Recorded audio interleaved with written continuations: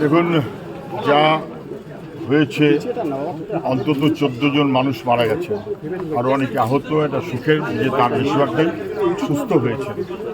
কিন্তু যেভাবে এই দুর্ঘটনা, অঘটন, এটা কেলেঙ্কারি কাণ্ড।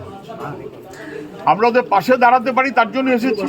আমার সঙ্গে শ্রীদা আছেন, কল্লোল আছে, ফয়াদ আছে। আমরা মানে কিছু করার নেই তো, সমবেদনা জানানো ছাড়া কি করবেন আপনি? সহানুভূতি, সমবেদনা, শোক, কোনো ভাষা আছে? পরপর পরপর ঘটনা ঘটছে কলকাতায়। এটা কি যতুগৃহ হয়ে যাচ্ছে? যতুগৃহ হয়ে যাচ্ছে একটার পর একটা ঘটনা। এবং তারপর সেই ঘটনাগুলো কেন ঘটলো, তার কোনো বিধি ব্যবস্থা কি হলো কেউ জানে না। বস্তি পুড়ে যাচ্ছে, ছাই হয়ে গেল, কি হলো কেউ জানে না। এটা ভয়ঙ্কর ব্যাপার হচ্ছে, কোনো সন্দেহ নেই। যারা মারা গেছেন তারা বড় অংশ বাংলার বাইরে। সম্ভবত একজন এখানকার স্থানীয় মানুষ, যিনি লাফ দিয়ে প্রথম পড়েছিলেন। কেউ তামিলনাড়ু, কেউ গুজরাট, কেউ বিহার, কেউ উড়িষ্যা ব্যবসা করতে এসেছিলেন। আমরা এমন অপদার্থতা, আমাদের বেআইনি নির্মাণ ভরে গেছে। এবং সবাই বলছেন বেআইনি নির্মাণের জন্য তার দায় আছে, কোনো সন্দেহ নেই। বেআইনি নির্মাণ, একের পর এক ধরনের কাণ্ড। আমি জানি না কোথায় দপ্তর, কোথায় ফায়ারের জন্য তো দপ্তর আছে, তার জন্য মন্ত্রী আছে। বাকি মন্ত্রী কি উৎসব করছেন, মুখ্যমন্ত্রী সহ করুন, কিন্তু ফায়ারের মন্ত্রী তিনিও কি উৎসবে? ভাবা যায় কখনো? এ খবর যদি বাইরের রাজ্যের মানুষ পায় যে যখন 14 জন মানুষ পুড়ে মরছে, তখন দমকলের মন্ত্রী কি ফায়ারের মন্ত্রী উৎসবে মত্ত আছেন, কি সেখান থেকে নাকি সব বিবৃতি দিচ্ছেন। এই কেলেঙ্কারি কাণ্ড। এসব কবে মানুষ এসব থেকে নিষ্কৃতি পাবে আমি জানি না। কেলেঙ্কারি কাণ্ড। কিন্তু একটা অডিট হওয়ার কথা, ফায়ার অডিট করবে, কলকাতা পুরসভা অডিট করবে, এই অডিটগুলো হয় না নাকি? সেই কারণেই বেআইনি নির্মাণ যদি রাজ্যের প্রায়োরিটি হয় সরকারের, তখন অডিট অর্থহীন হয়ে যায়। ফলে 22 সালের পর লাইসেন্স নেই, কিন্তু দেখার কেউ নেই। অথবা এই যে ফ্লোর বানানো হচ্ছে, কোথাও একটা বাড়িতে স্কোয়ার ফুট বানালে তার জন্য স্কোয়ার ফুট কাউন্সিলর চলে আসে, আর এখানে ফ্লোর হচ্ছে, কেউ টের পেল না। কিভাবে হচ্ছে কেউ টের পেল না। সবার কি চোখ বন্ধ না মুখ বন্ধ? বলে দিক যে যারা চোখে দেখে না, যারা মুখে বলতে পারে না, যারা কানে শোনে না, তারা সবাই মিলে চালাচ্ছে না কি পশ্চিমবাংলাটা সর্বনাশ হচ্ছে, যতুগৃহ হয়ে গেছে।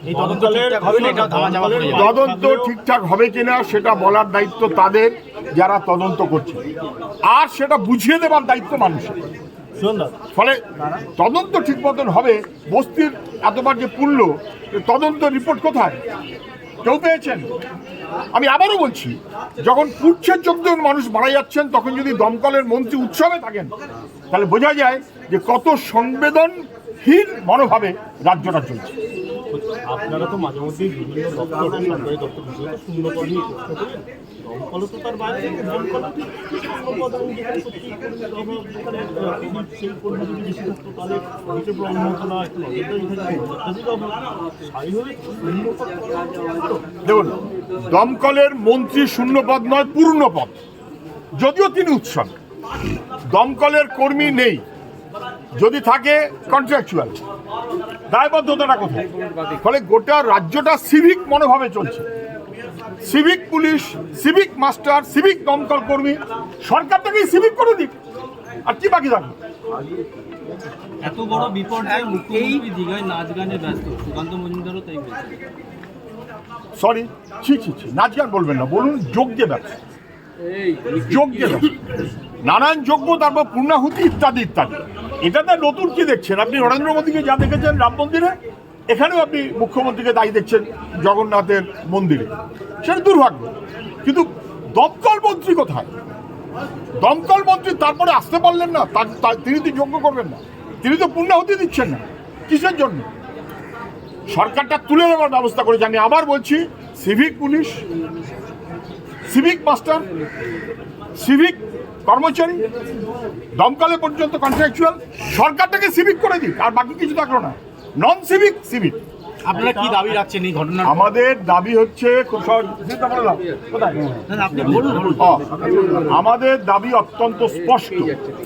আমাদের দাবি হচ্ছে আইন কার্যকরী হোক, বেআইনি নির্মাণ বন্ধ হোক, দপ্তরগুলোর যা দেখবার কথা অডিট সহ সেগুলো করুক, আর মানুষের প্রাণ নিয়ে ছিনিমিনি খেলা বন্ধ হোক। মানুষের প্রাণ নিয়ে ছিনিমিনি খেলে আর নদী সমুদ্রের পাড়ে ঘুরে বেরিয়ে মানুষের কাজ হয় না।